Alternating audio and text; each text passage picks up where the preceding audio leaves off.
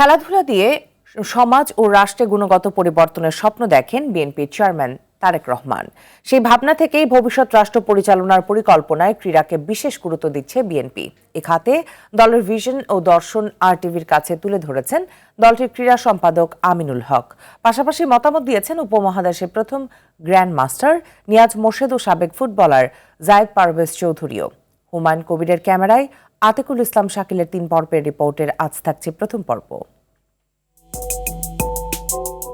খেলাধুলা এখন আর কেবল মাঠেই সীমাবদ্ধ নয়, এটি শৃঙ্খলা শেখায়, নেতৃত্ব তৈরি করে, সহনশীলতা গড়ে তোলে, আর একটি জাতির মনন গঠনে রাখে গভীর ভূমিকা। বিএনপির চেয়ারম্যান তারেক রহমানের বিশ্বাস, পরিকল্পিত ক্রীড়া ব্যবস্থাপনার মাধ্যমে সমাজ ও রাষ্ট্রে গুণগত পরিবর্তন আনা সম্ভব।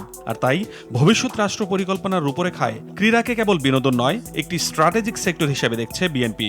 বাংলাদেশের রাজনীতিতেও যাতে একটি গুণগত পরিবর্তন আসে, সেই ক্রীড়াঙ্গনের মাধ্যমে আমরা পারিবারিক ব্যবস্থাপনার ভিতরে গুণগত পরিবর্তন আনতে চাই, সামাজিক ব্যবস্থাপনায় পরিবর্তন আনতে চাই, সর্বোপরি রাষ্ট্রীয় ব্যবস্থাপনায় আমরা একটি আমূল পরিবর্তন আনতে চাই। তারা যদি কোনো না কোনো খেলায় অংশগ্রহণ করে, খারাপ কাজ, সময় নষ্ট, এগুলি থেকে তারা বিরত থাকে। কোনো খেলায় ধৈর্য বেশি লাগে, কোনো খেলায় অন্য দক্ষতা বেশি লাগে, হয়তো দেখা গেল ক্যালকুলেশন বেশি লাগে, কোনোটা ফিজিক্যাল এবিলিটি লাগে, প্র্যাকটিস লাগে কনস্ট্যান্ট।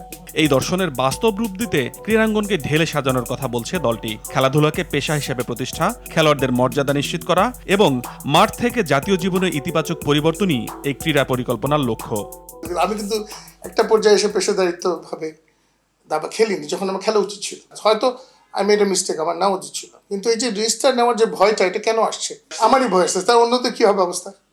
এই জিনিসগুলো আমাদের কিন্তু চেঞ্জ করতে হবে। আসলেও যাতে একজন ব্যক্তি যদি তার পোটেনশিয়াল থাকে, সে যদি রিস্কটা নিতে পারে to become a professional player, এবং সে যদি এটা বুঝতে পারে যে সে যদি না কোনো কারণে যদি ফেল করে, অ্যাটলিস্ট সে একটা মিনিমাম সুন্দর একটা জীবনযাপন করতে পারে।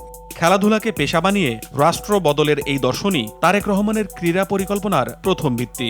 ক্রীড়াবিদরা শুধু খেলা চলাকালীন সময় তারা পেশা হিসেবে প্রতিষ্ঠিত হবে না, তারা খেলা ছেড়ে দেওয়ার পরে তাদের একটি কর্মসংস্থানের ব্যবস্থা হবে, এবং সেই কর্মসংস্থানের মাধ্যমে তার পরিবার তারাও কিন্তু আশ্বস্ত হবে, তারা কিন্তু ভরসা পাবে।